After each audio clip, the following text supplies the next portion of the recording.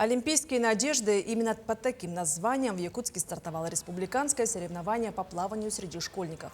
В рамках торжественной церемонии открытия вручили спортивные формы детям участников СВО. В Олимпийских надеждах принимает участие более 200 юных пловцов республики. Спортсмены будут состязаться на дистанции в 50 и 100 метров в нескольких стилях. Также пловцы выявят лучших в эстафете на 25 метров, вольным стилем и комплексным плаванием. Мой любимый стиль в плавании – это вольный стиль кролем. Я выбрала плавание, потому что, чтобы у меня не было проблем здоровья. На соревнованиях я вообще не волнуюсь.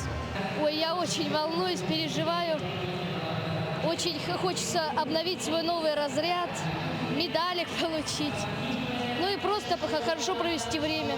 Я занимаюсь плаванием, примерно лет 5. И я выбрала этот вид спорта, но он мне ближе всех видов спорта.